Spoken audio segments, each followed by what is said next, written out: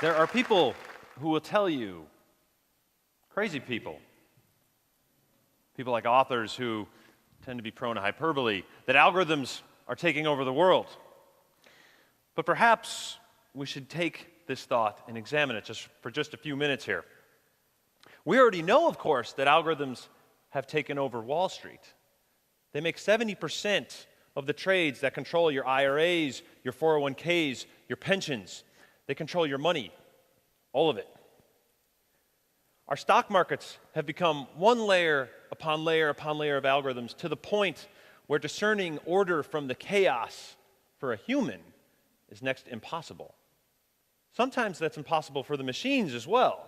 That's what happened on May 6th, 2010, what we now call the flash crash, when $1 trillion disappeared in 5 minutes.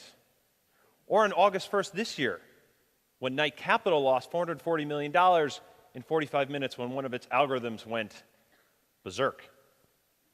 I have a friend who's a fund manager, and 2 years ago, we were out to lunch, and I said to him, "Is it true that algorithms are taking over finance?" And he said, "Of course. But the interesting thing," he said, "was they're taking over everything." Now, interestingly enough, as algorithmic science advanced on Wall Street, people began taking these methods and peeling off and taking them to other places and starting mini revolutions in all sorts of fields: medicine, sports, music. When we talk about these things, these algorithms, we often talk about them like we know them, like they're our buddies. Someone will ask you, "Hey, how's that new web app work?" And you'd be like, "Oh, it's just an algorithm." Well, what exactly is an algorithm?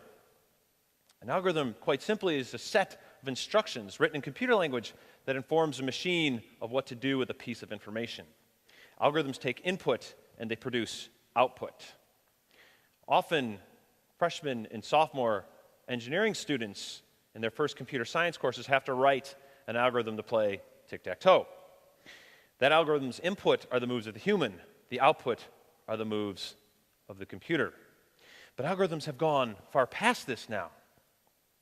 They can learn, they can adapt, they can evolve. They've evolved to the point, in fact, where we are not always shaping the algorithms, they are shaping us.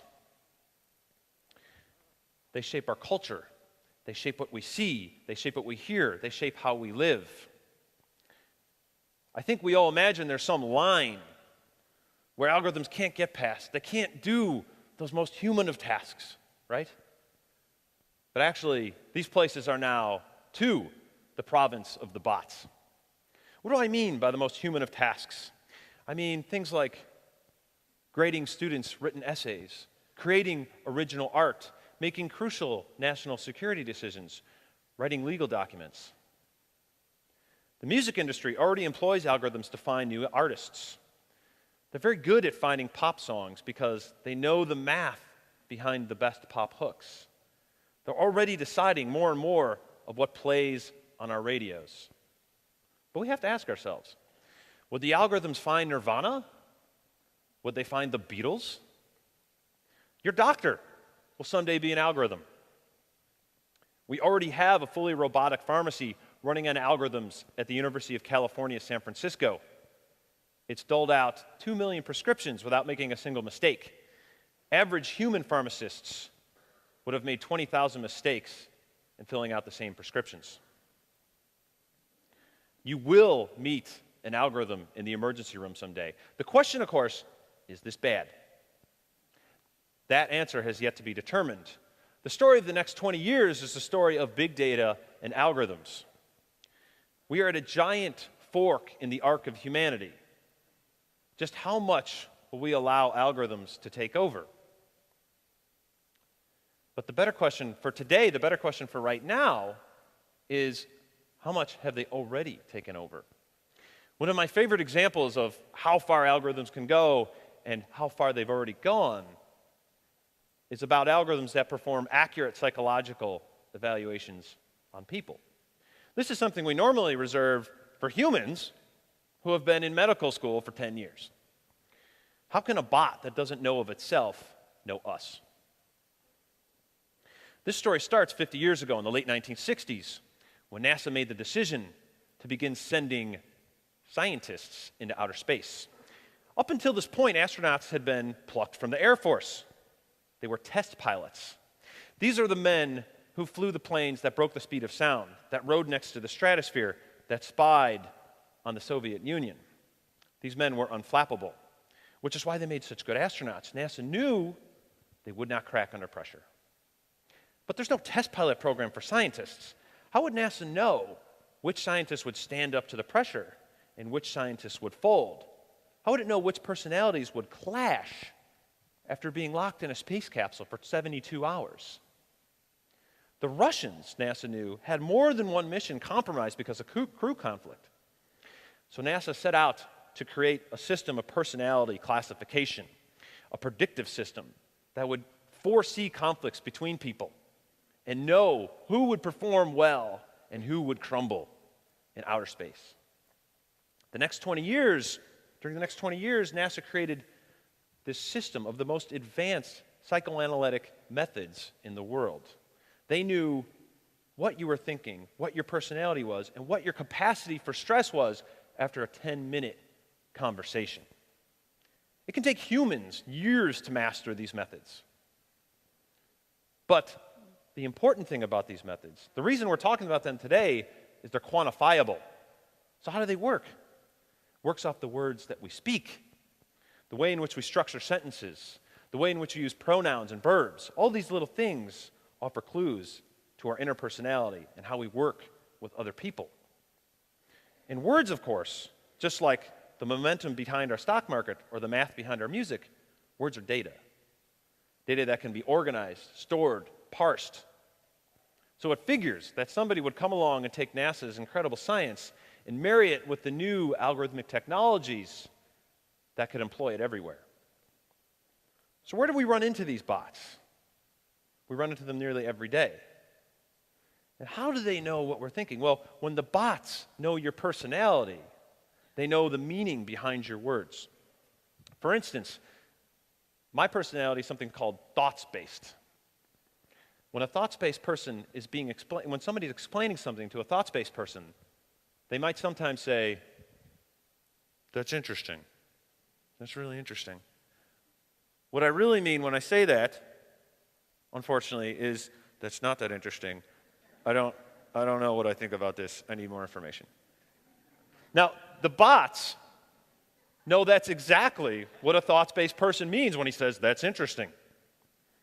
So where do we run into these bots that know us so well? Well, I think we've all heard that refrain, that customer service refrain. This call may be recorded or monitored for quality assurance purposes. We assume that it means once in a while a boss is listening to the call. And maybe that's what happens. But often what happens is you've just invited 6 million algorithms in for a listen. NASA's science was transferred to this set of algorithms. So how does it work? Well, you call up customer service, the algorithms take note of your phone number. Then they route you to a random customer service agent. Then they settle in for a listen. They listen very carefully. And within 2 minutes, have you started speaking, they assign you a personality. They're incredibly accurate. The next time you call, they route you to an agent with the exact same personality as yourself. And they can do this because a lot of these call centers have 15, 20,000 people on deck at any moment. And what happens when you get people with the same personality, where your calls are half as long and they come to happy resolutions 90% of the time instead of 47% of the time?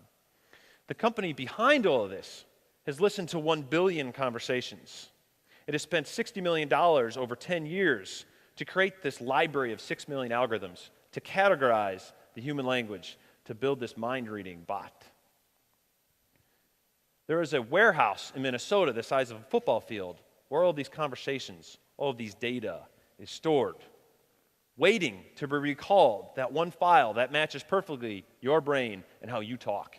Now, if we can do this with data and algorithms, if we can know who you are, why you called, and what you're thinking, there doesn't seem to be much outside of our reach.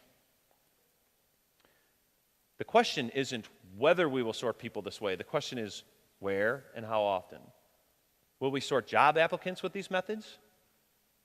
Will we sort college applicants with these methods? Will we even sort potential spouses with this? I don't want that kind of person.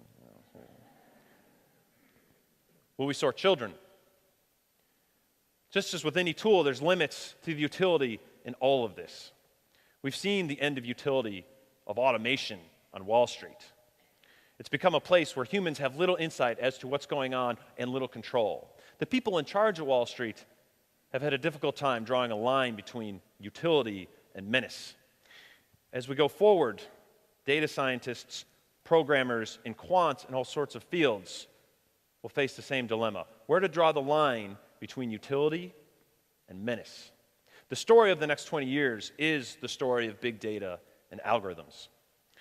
That story will be determined by where these lines get drawn and who gets to draw them. I hope you found that interesting. Very interesting.